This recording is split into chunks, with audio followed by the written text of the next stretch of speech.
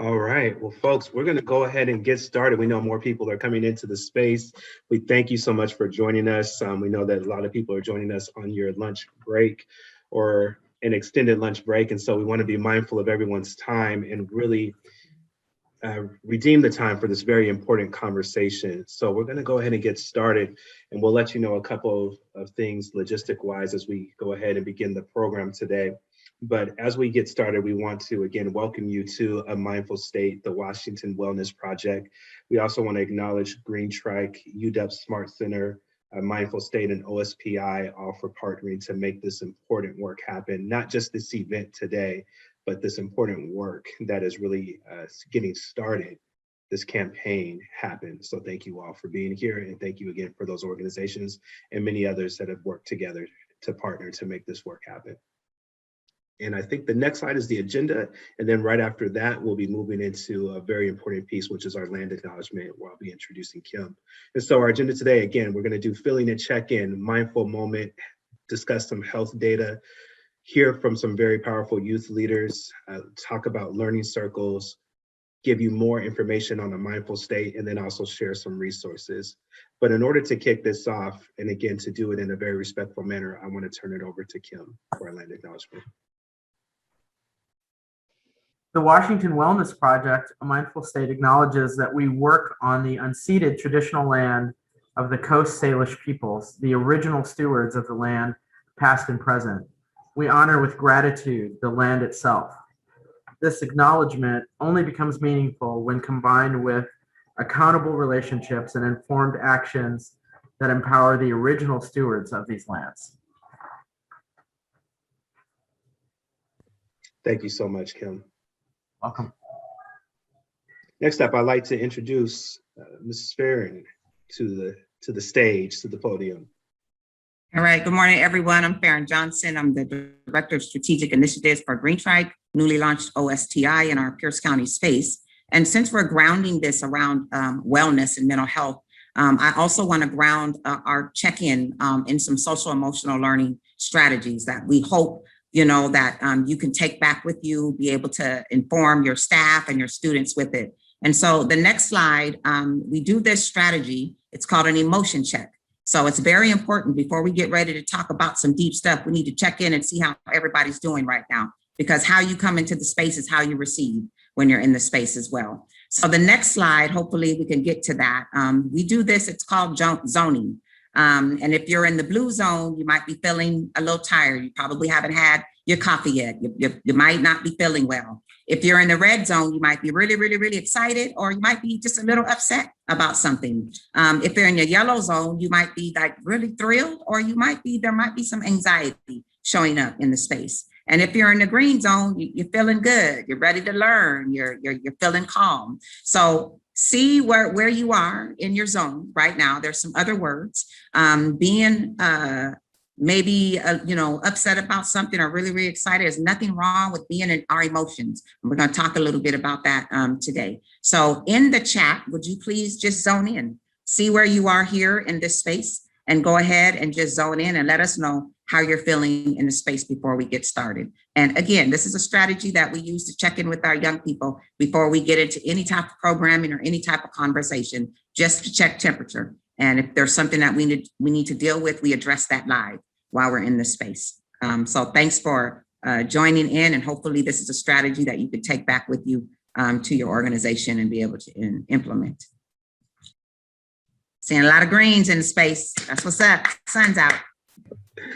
Something about that sun being out, isn't it? Right. I know we have some people joining us from California, and so this is sun being out here in the Pacific Northwest is a very important thing for our own mental health and wellness. But thank you so much for leading us through that, Farron. And again, as Farron mentioned, it's important that we not only talk about this, but that we also are practicing this ourselves, right?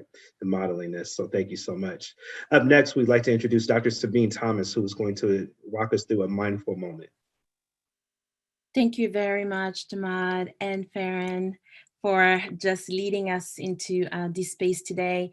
About a year ago, I had the opportunity to engage into another conversation with an awesome team member and community member who's here on our call today. And it's incredible that we are almost leading a similar conversation today. The question that I asked her is thinking about our major organs. I promise not to take you to a physiology course here today, but just bear with me. I said, when we actually think about all of our organs, what is one organ that feeds itself first before it takes care of any other organs in the body? So if you can use the chat and let me know if you know the answer. What is one organ that takes care of feeding itself before it feeds the rest of the body? And let's just take about 10 seconds. Brain is deaf.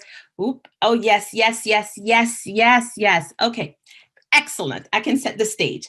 And so here we are, when we're talking about mindfulness, is really having a space to be attentive, to heighten a level of awareness, and to be at a space where we take particularly attention to care. The heart, in fact, has two major arteries that before it feeds the rest of the body, comes back to itself. And this is the space I'd like for us to be anchored in today when we're thinking about a mindful moment.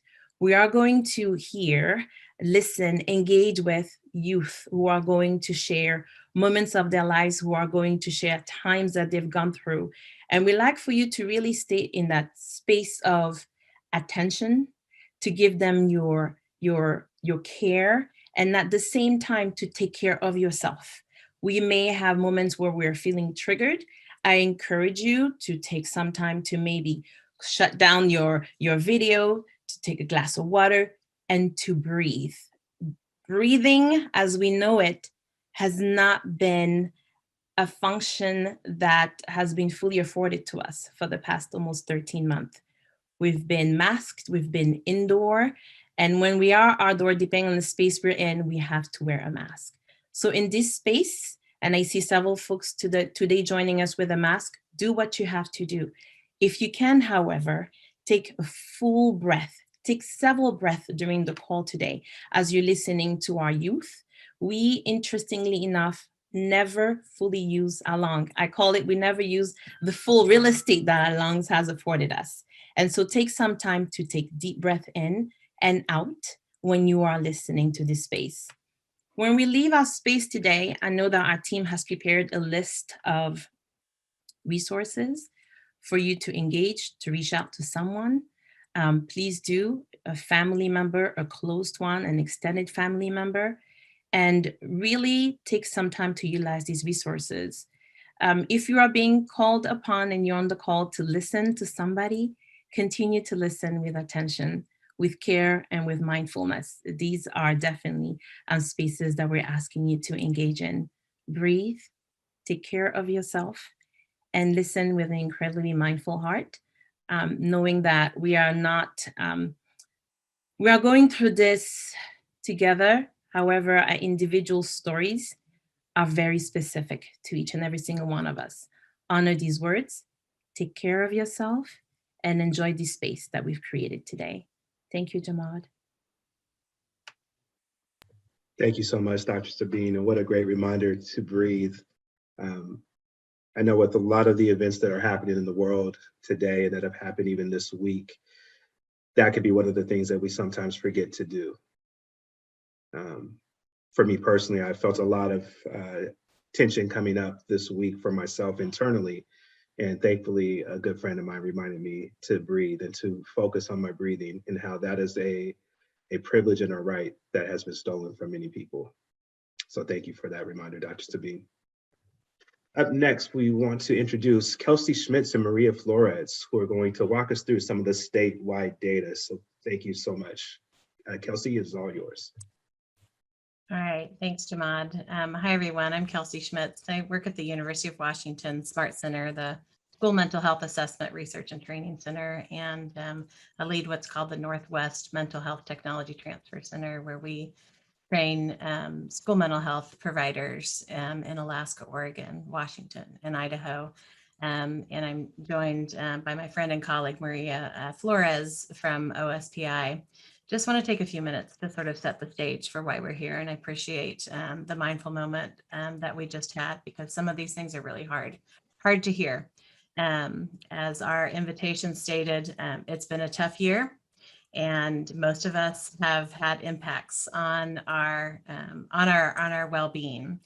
And what I want to share with you is this graph that can help us understand the behavioral health symptoms during the pandemic and really any disaster.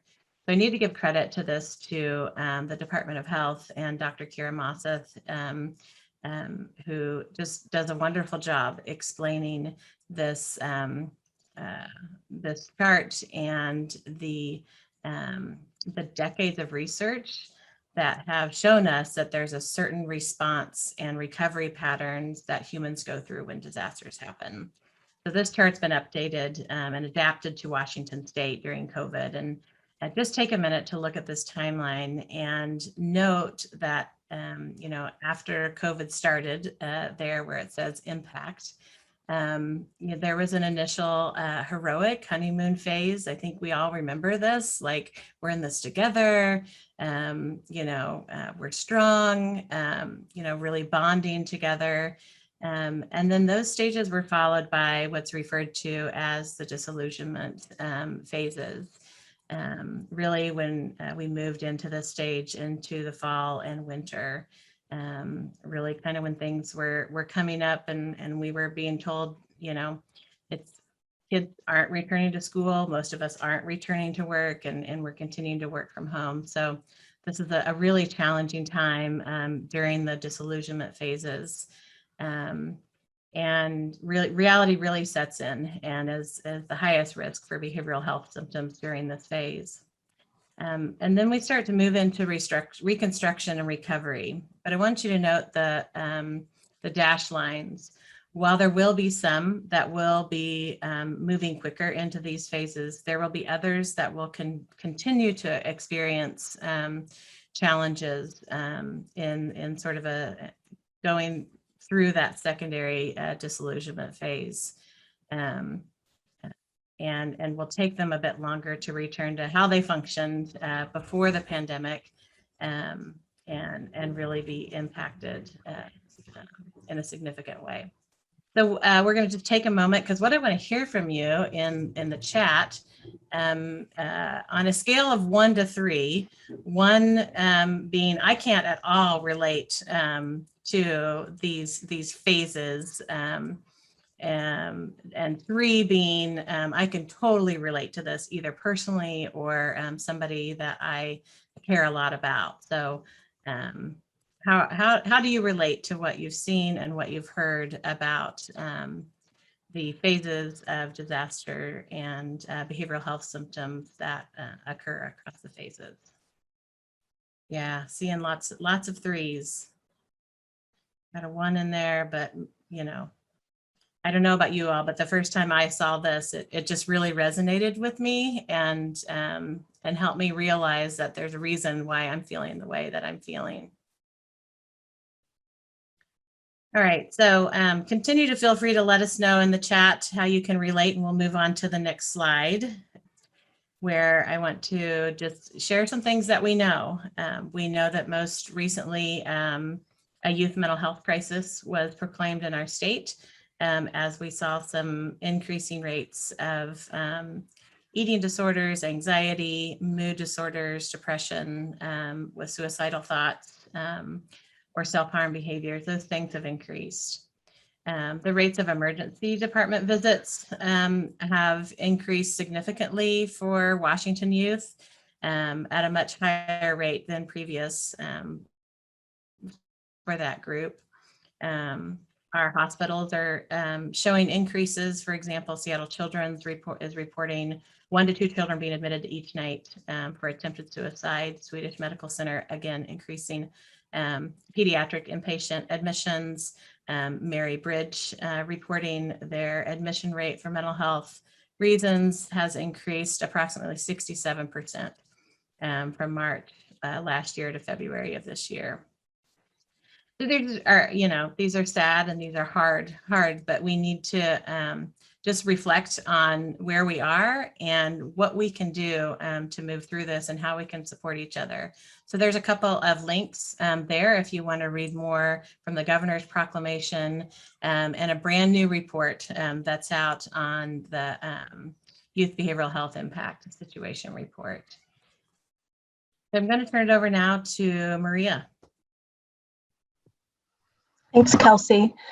Hi, everyone. I'm Maria Flores, and I'm the Executive Director for the Center for the Improvement of Student Learning at OSPI. OSPI is the Office of the Superintendent of Public Instruction, so all of our public schools in Washington. And as Kelsey said, we know that our mental behavioral health crisis is exacerbated by the COVID-19 pandemic. But I just want us to sit with the fact that these factors have always been here. And we have had this issue for a long time. It's just that the veil has been lifted in a way that maybe it hasn't before due to the pandemic. So sharing some of the things that Superintendent Ragdoll and OSPI are focusing on to address this in our capacity, we have been advocating with the legislature to empower all schools to support the whole child and to fund and increase school staffing for the staff that support safety and social emotional needs of students. So these are the school psychologists, social workers, counselors, that we actually have the staff that we need, particularly next school year when we are able to hopefully go back to normal in the buildings to support students. We also are trying to create a statewide system of multi-tiered systems of support. So thinking of that in that pyramid again of being able to move through the levels of support that each student needs and that the district needs to be able to provide in an integrated fashion for the student and their family. The good news is that the legislature looks like they completely understand this concept and are going to fund it. So we're waiting for the final budget so that we can support all of our students and families. We also have gotten significant amount of federal money. Some of this money went straight to school districts, but some of it is kept at the state level. And one of the things that we're focusing on is that school districts and schools have to partner with community-based organizations to provide these supports. So funding out of the federal ESSER 1 funds grants to community-based organizations to partner with school districts to provide integrated student supports, wraparound services, expanded learning opportunities, and language and disability access, which are all areas identified that have been impacted. And like I said at the beginning, the mental health crisis has been here and it's exacerbated. And we don't want to stay in the place of admiring the data. The data is important, but we need to focus on what we need to do to build protective support for the loss of protective factors that are there for students and families, and ultimately build resilience. We know that we have had a traumatic experience and that we can get to the other side of this by focusing on those supportive factors, protective factors to build resilience. The last thing I would just add before I pass it to Farron is that every school district in the state is turning in academic and student well-being and recovery plan on June 1st. So please engage with your local school districts and school boards on those plans. It's for next school year, and it's the title is really important. It's not just academic recovery, it's academic and student well-being recovery plan. So it's very explicit about we have to attend to mental, behavioral health, family supports, all of that for next school year. So with that, we feel really hopeful and we're excited to work with all the folks on this Zoom to make this a reality. I'm going to pass it to Farron. Thanks, Maria. And let's hear from some young people. I want to preface this with you're gonna meet some young people that have some support and they still had some challenges. So wrap your mind around that when there's students who don't have the support and the caring adult that they've had in their life to help them walk through some challenging. I've seen in the chat, there's been some students who've been cool. They've been able to walk through this and be okay. But then there's also been some students who haven't been able to do that. But right now I'm going to introduce our first youth speaker. His name is Brian Jandris. He's a senior at Lincoln High School, so he's rising. He's gotten about 5 scholarships to different, four-year colleges. So I'm very, very proud of him. But I grounded, each of the youth in some questions that I'm just going to say, but they're going to talk a little bit and share from their heart around how this year went with them. And so some of the questions that I asked them is, what was this school year like, being distanced? What type of supports did you lean on? What type of supports did you wish you had? And as you move into summer and fall, what do you need from the people that are around you that are supporting you? So Brian, go ahead and give us a little bit of your thoughts and perspective around this year and those questions. Yeah, thank you for the introduction, and good afternoon, everyone. So I want to start off with saying that, even since last March, so was my junior year, still was the end of it. The virus obviously came so abruptly. There were a lot of unanswered questions. We only expected to have 2 weeks off, and then it turned into like 2 months. And then we ended up just finding out that the whole school year was canceled and that we had to stay home. I think since then, there was so much anxiety built up, because we had those unanswered questions. And on top of the virus, separated from that, there were so many events happening around us too.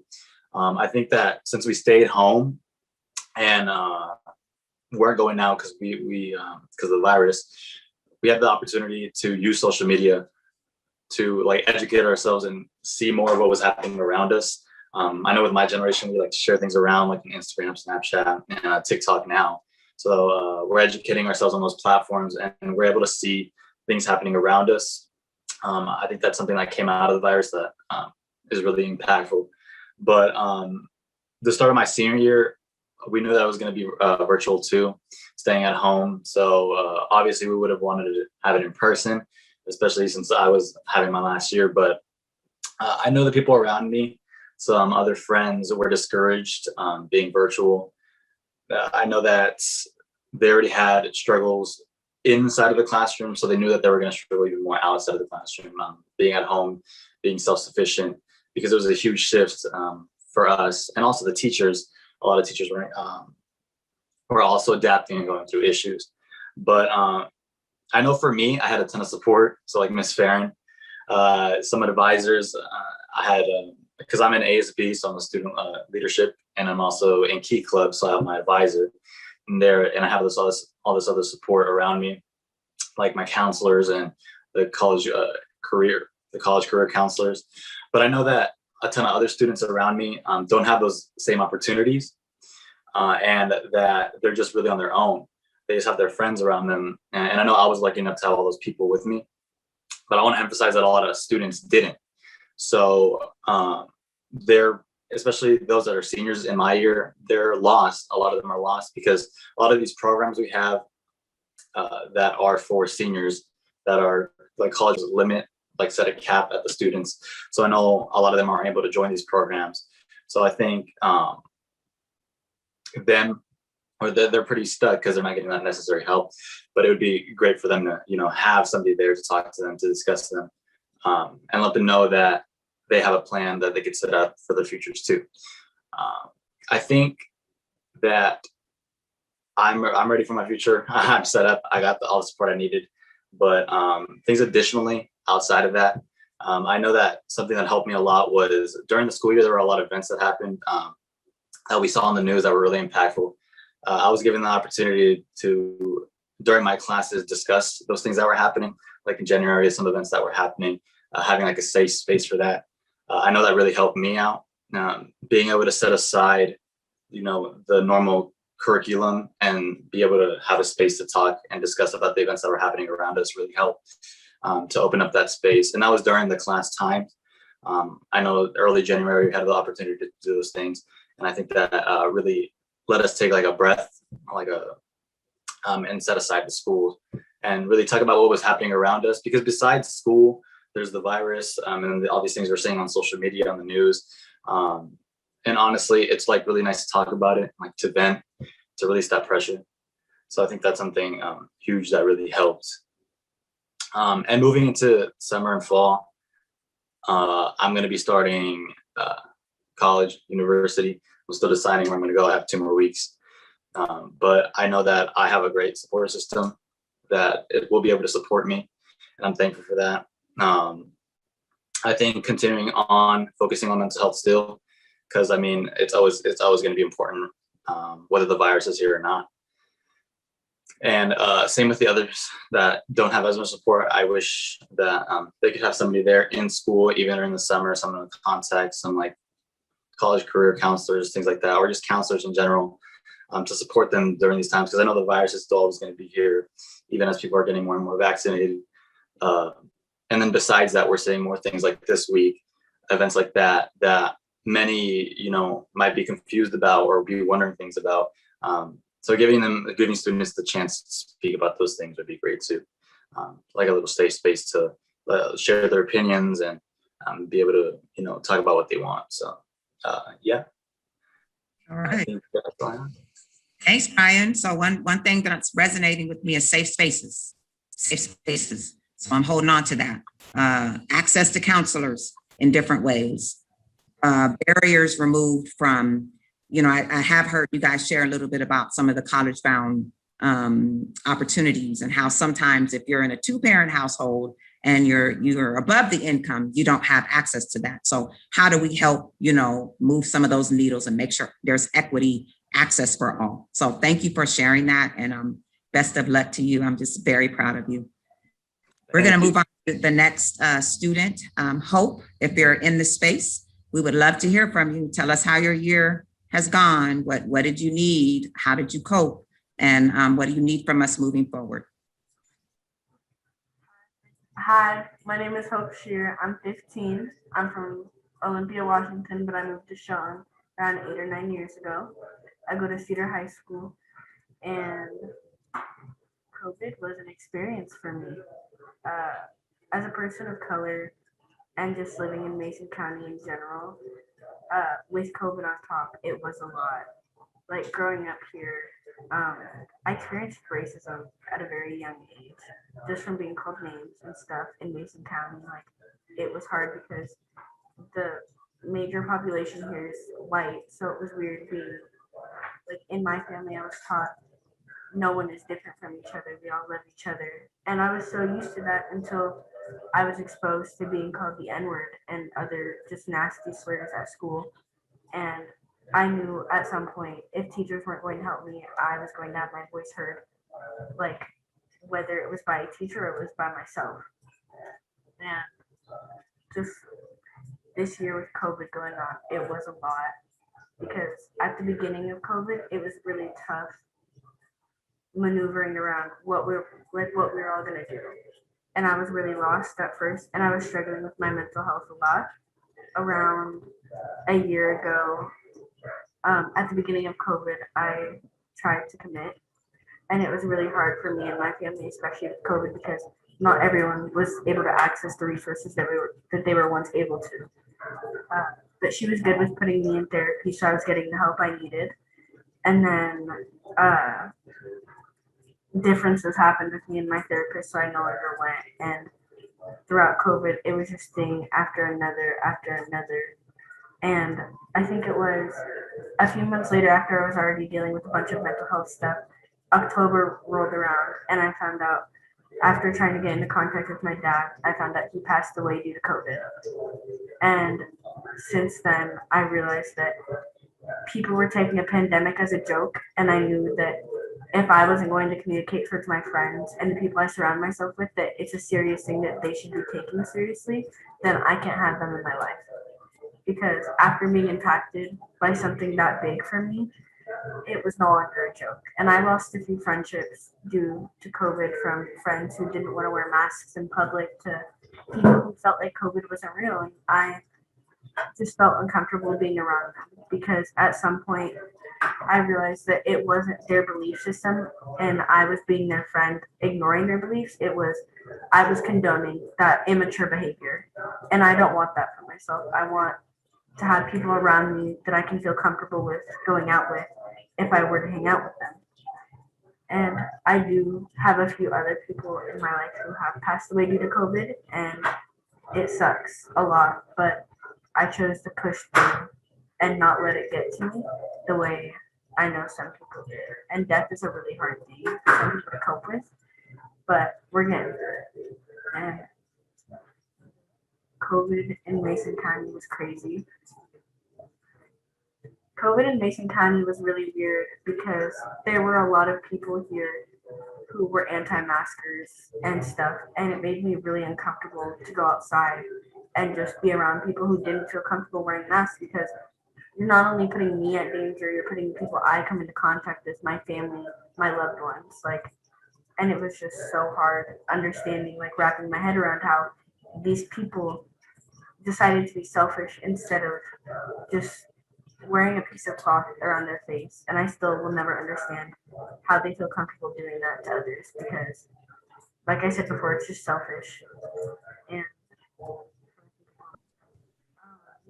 I think in Mason County, there are a lot of times where people of color have been felt like they were the lesser because we're not the popularity. People of color in Mason County have struggled for so long. Like in sixth grade, I started dealing with it in sixth grade.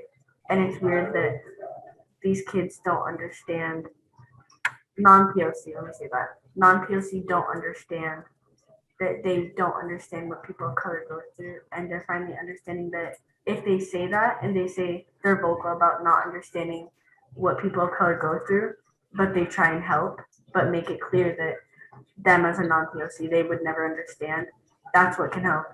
Ignoring race is our problem.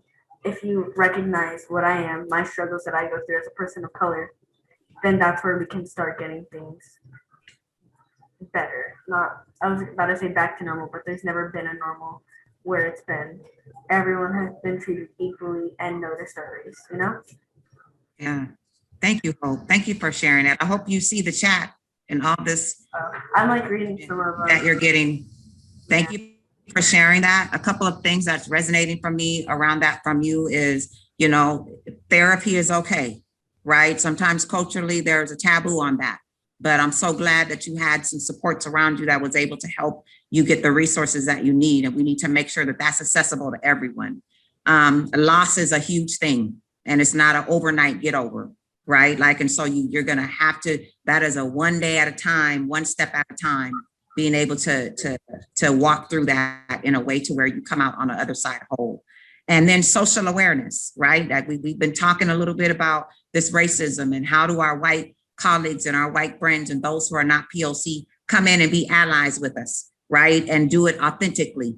You know, it's not I'm standing on the sideline saying I'm sorry, right? It's getting in the space with you and understanding where that comes from, being a POC, having to navigate this. So thank you for bringing up those points. And we're going to continue to have some conversation around this a little later with community circles, and we'll talk about it. So thank you again for being here, and we appreciate you sharing your story.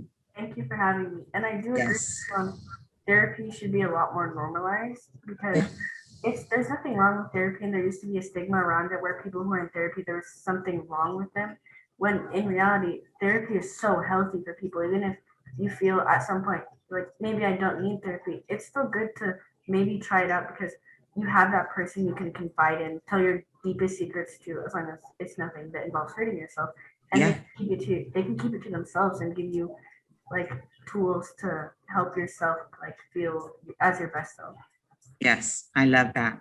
All right, we're going to hop over to Sortse. Sortse is she's from my alma mater, Foss High School. She's a junior, and she's going to just share her stories. So Sortse, take it away. You know, the questions that we're, you know, wanting to hear from you. So go ahead and share your story. Yeah, so I'm also a full-time running start student. So I'm going for my AA in biology. At the beginning, like I was very overwhelmed with school. So like I was doing ASB, helping Miss Farron with like youth summit planning. I had just started softball. It was a lot like to handle, and I was also going through like studying for midterms, pre-calculus, all of that. So when I heard about like the break that was only supposed to be like 2 weeks, I was excited for it, because like I kind of needed that break from school. And then like the time just kept getting extended. So I noticed that my mental health started to like not be as good as it should have been, because I was so used to seeing my friends every day, so used to being at school, doing sports. And it kind of just got hard. So a lot of my support system was social media, like staying up to date on like what my friends are doing, what's going on around like Tacoma, schools, how everything's doing with COVID. And I also leaned onto one of my closest friends a lot, just because he also kind of knew how like I felt, because he was also going through the same thing. So we both kind of just leaned on each other for help. And then as this school year started, I was obviously going into community college classes. So it was kind of hard to adjust from being in like high school classes, obviously, to community college classes, like trying to learn things in under 12 weeks, but also be online and keep in the know about things like Black Lives Matter, Asian Lives Matter, all of the other social issues that were going on at that point and are still going on. It was just kind of hard to find a balance between all of that, but also being home 24/7 when I'm so used to being at school 24/7. So it was a really big like change in environment. And luckily I have a really good support system, like my family, Ms. Farron, my ASB advisor, Antoine Page at Foss, my high school counselor, because she was also my ASB class counselor or advisor. It was just really, really hard to adjust. And also with everything that was going on, it was hard to keep up, like to feel like I was keeping up with everything. Like my motivation to do schoolwork had just disappeared. I didn't feel motivated to do schoolwork. I just kind of wanted to lay in bed all day and stay on social media and see what was going on, because I had missed a social aspect of life. And I don't know, I feel like for me, I do have a really good support system, but like I know from my classmates, they were struggling because like their family life isn't as good as mine, and they don't have like the support systems that I do. So it's really hard to like see what they're going through, and to know that like it's hard for me to support them when I'm at home and they're at home where it's not as great. Like school was kind of their escape from all of that, but now that like school is canceled, they're stuck at home with their problems, and it's hard for them to like manage what they're doing while also dealing with that. So it's just kind of hard to see like how my situation was compared to others, because I'm very blessed to have what I have, and to like see that others have it worse than me. And I'm like very thankful to have everything that I have, to have Miss Farron, who's connected to me, who's like given me the many connections that I have, and to support me and like give me a space to talk about the things that we're talking about. Because I know like at TCC, we're not like, professors don't open up spaces to be able to talk about these things and to just like voice our opinions on it, or even educate ourselves more on it within our classmates. And I don't know how things are going at Foss, but within like ASB, we do open up to those things. But I do know that a lot of Foss students are struggling. A lot of them are low income. They depend on school, and that's where majority of the support systems come from. So I think just being able to open up more spaces for students and, you know, just see what they need along the way. I know a lot of my teachers are struggling as well, because they're dealing with their family issues and everything that's going around in their life. So, you know, it's hard for them to focus on their family, but then also have to focus on what's going on at school, worry about their students. My BSU advisor has said that like she tries to reach out to students, but it's really hard to connect with them, especially when everything's virtual. She said that like students weren't doing assignments, and when she tried to like reach out to them, she wouldn't get responses and everything. So I think it's just hard with students adjusting to all of this also suddenly. And then, them being told that they can go back to school, and then they're like, well, we need to push it back some more because of COVID cases, or they need to, or like they can't go because of health issues and everything like that. So it's just hard to see everything that's going on and to also process it and manage school and family life and everything. Thank you. Thank you for sharing. Some things resonating with me right now. Still safe spaces, y'all. Safe spaces. Radical empathy. Brian just sent that message to me. Being able to support our young people who want to support their friends. What tools can we give them to be able to be a peer mentor, peer support, and not feel bad if it's not showing up in their life like that. But they want to make sure that the friends that are around them that aren't in that space, have the supports that they need. So very, very important youth voice right here, grown people, that are surrounding them. I appreciate you, Sartse. We're going to connect. And yes, she's a very hardworking young lady, y'all. Really, really is. And tender, caring, but knows where she needs to connect to get support. And I appreciate that. We got to make sure we build all of our young people to have access to caring adults in their life. So I appreciate your time, Sartse, and we'll connect soon. Our last speaker, and I know we're a little bit over time, Corbett, so just let me know how you guys want to do this, but Meher is going to share a little bit of her story. I'm very encouraged and excited to hear this space and be in this space with her. So Meher, it's you're up, and tell us how you're feeling right now. Hi, thank you so much. So hello, everyone. My name is Meher Graywall, and I am a rising 9th grade student in Bellevue. And today I represent not only myself, but also the voices of my peers.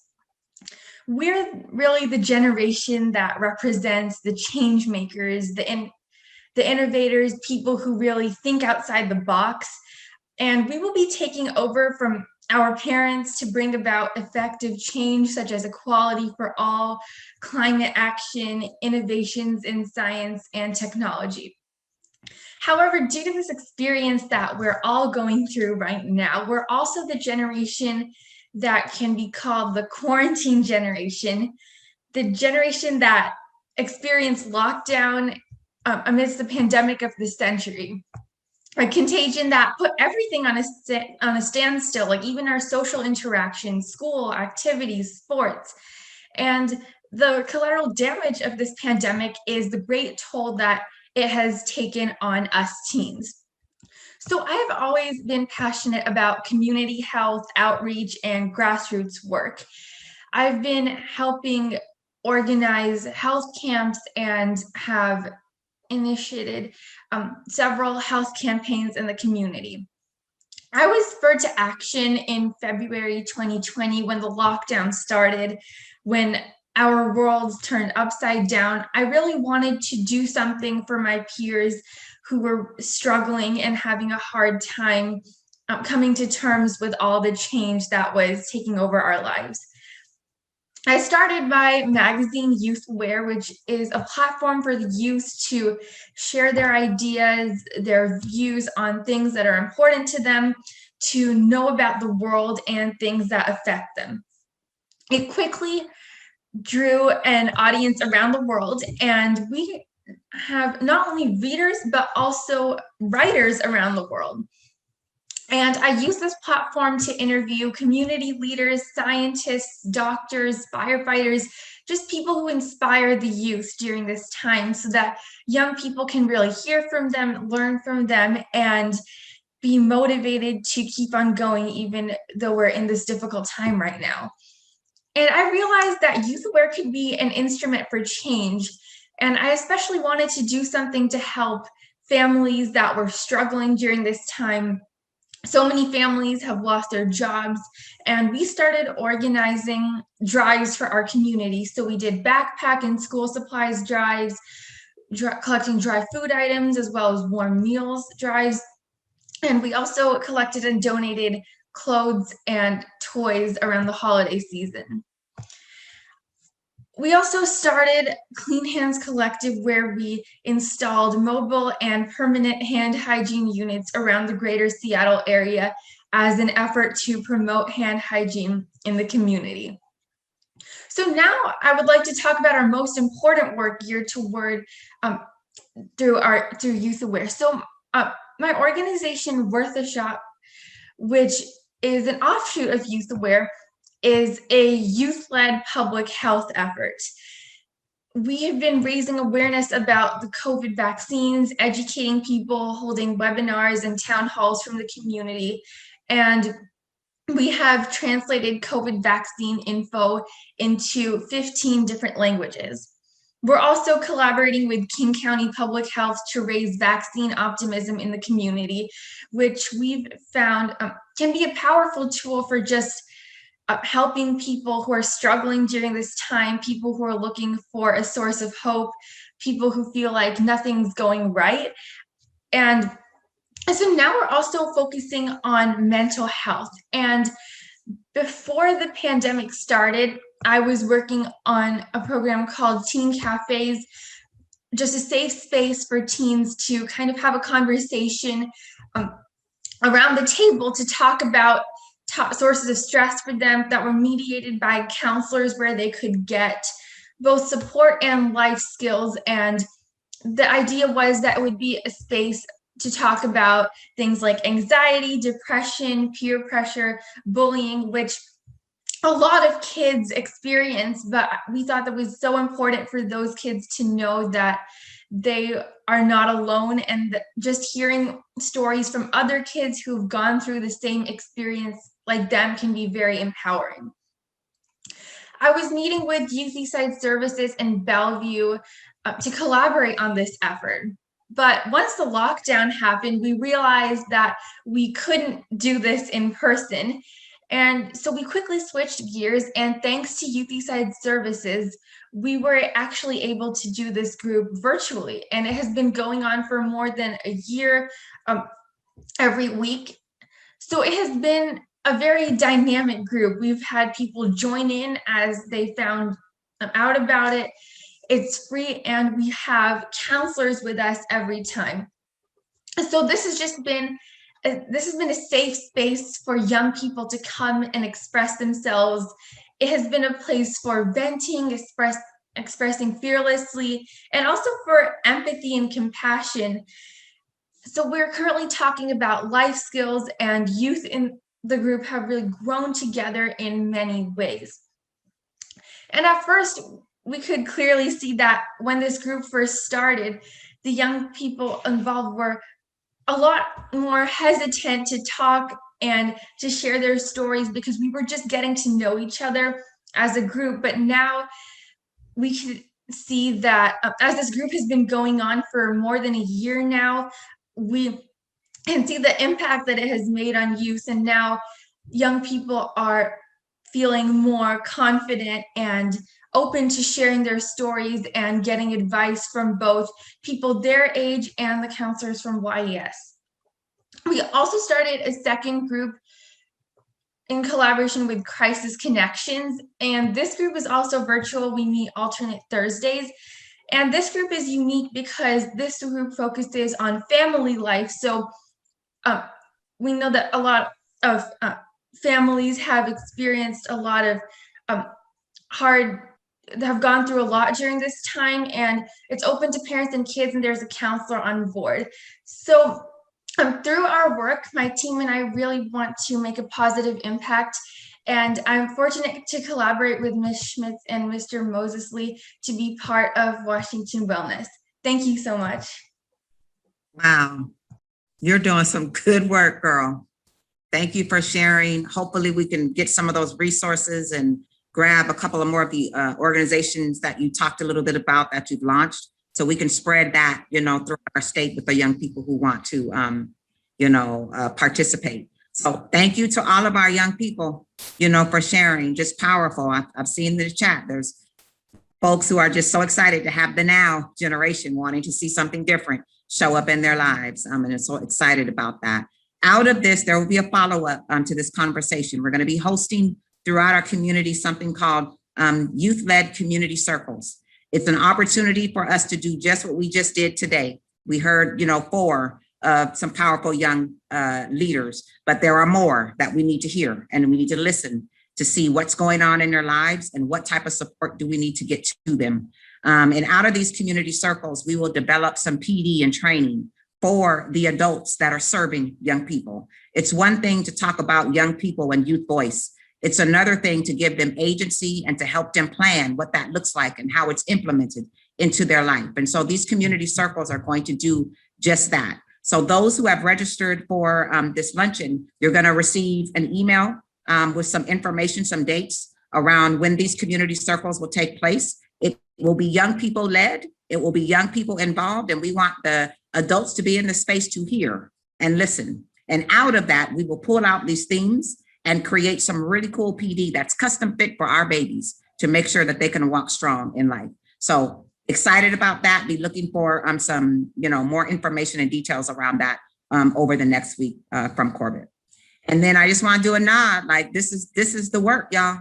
This is the work. I am so excited to be a part of this campaign, a mindful state. I just love just the sound of that, because we all can see ourselves in the work. There's a fabulous team that's behind the scenes doing some crazy good work. This is one of very many luncheons that are going to happen. We just happen to start off with our young people because that's where we're getting ready to engage, right now in summer and fall. But we're going to show up in the health sector. We're going to show up in some other spaces with some luncheons talking about this. So without further ado, I can turn it back over to you, Jamad or Corbett, to close. But this is the work right here. And I'm very excited to walk alongside all of you guys with our young people in this space. And we're gonna support. And it's a journey. It's not a sprint, right? It's a marathon. We gotta walk strong and one day at a time with this work. But it's just exciting to have you guys all in the space, and we'll continue to move this work forward. So I'll kick it back to you, Jamad. Thank you so much, Farron, and thank you to all of our youth leaders. I'm just going to make a couple comments really fast, just some of my observations. One is that I think it's amazing how our youth, and so I hope people heard this, how our youth navigate seamlessly between COVID and systemic racism as being dual pandemics. So often as adults, we try to compartmentalize those things. But again, as you can see, for our young people, they're able to hold and navigate because they understand that they are one and the same. You can't talk about equity in compartments. The other thing that I would mention as well is that resiliency. This was shared with me through Kelsey, is she was saying that how the most common response to disaster is resilience. The thing I love about resilience is that resilience is measured at the end. It's not measured at how people respond in the first 2 weeks. As you heard through these young people and their young voices, their powerful voices, it's not always an upward trajectory, but you can hear resilience in it. And that resilience meant that there were some ups and downs. Hey, I was excited at first, and then I was like, man, this doesn't feel good being stuck at home. And, what am I going to do? Resilience is measured at the end. And so we have lots of opportunities, folks, where we currently are to still help build resilience and help our young people build resilience. So I just wanted to share those two things really fast, things that I heard as they were speaking. I think we have a couple of slides that we want to just show as we get ready to close around where we can connect next. And actually, Kim, I'm going to turn it over to you if you wanted to talk about the social media and those pieces as well. Well, I just want to really briefly say that this Mindful State, this Washington Wellness Project, is really around initiating a certain kind of engagement. I think it's kind of a magical unicorn, and I'm very excited about it because it really offers folks to speak about their stories and then use uncommon data to create common, beautiful resources based on personal truth. So it's the kind of thing that's revolutionary thinking, and I'm very excited about it. So I wanted to say that that this is really a project that's going to work across the state to connect all corners in this particular experience and this particular youth experience. It's connected to our connectivity and who we are is the same as well as difference, and then the ability to report your narrative and connect with folks who are like you and unlike you in a common experience all across the state. It's really where all the work really occurs is our connectiveness, and the fact that the state of Washington is recognizing this and trying to fund this and turn it into something that is usable for all of us is a powerful, powerful moment.